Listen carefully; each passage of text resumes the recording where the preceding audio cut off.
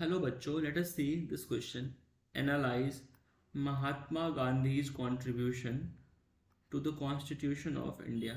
हमें महात्मा गांधी के कंट्रीब्यूशन को एनालाइज करना है हमारे भारतीय संविधान में. तो now let us see the key concept behind this question. The key concept is Gandhi's contribution to the constitution of India.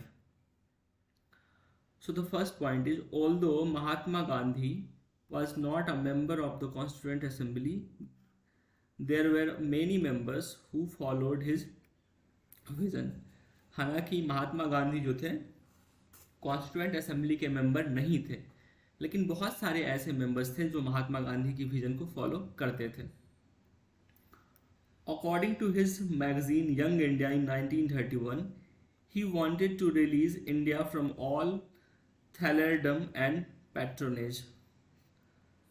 तो महात्मा गांधी चाहते थे कि भारत जो है वो जितने भी थैलेड्रॉम है, जितनी भी जो कॉलोनियल पावर्स हैं और पैट्रोनेज हैं, उससे आज़ाद हो, जल्दी ही आज़ाद हो. ही एम्फेसाइज्ड ऑन पॉलिटिकल इक्वालिटी. वो पॉलिटिकल इक्वालिटी की बात करते थे और इस बात को हमारे कॉन्स्टिट्यूशन मेकर ने पूरा ख्याल रखा कि हमारे संविधान में इसको इंक्लूड किया जाए. He thought India as a country where the people of all communities would live in perfect harmony. तो महात्मा गांधी ने इंडिया को ऐसा देखा था, ऐसा सोचा था, यहाँ पे जितने भी लोग होंगे, किसी भी धर्म के लोग हो, किसी भी कम्युनिटी के लोग हो, वो यहाँ पे परफेक्ट हार्मोनी में रहे. इसीलिए संविधान निर्माताओं ने, संविधान सभा के जो जितने भी मेंबर्स थे, उन्होंने इक्वालिटी की बात की ताकि किसी भी पीपल के साथ, किसी भी लोग के साथ कोई डिस्क्रिमिनेशन ना हो सके.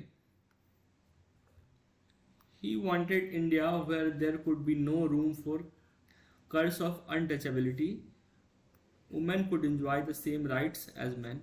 तो महात्मा गांधी चाहते थे कि हम भारत में अनटचेबिलिटी जैसी कोई व्यवस्था ना रहे, और इस चीज़ को इंश्योर करने के लिए हमारे कॉन्स्टिट्यूशन मेकर्स ने क्या किया, अनटचेबिलिटी को बैन कर दिया, कंप्लीटली बैन कर दिया. वो पनिशेबल ऑफेंस हो गया.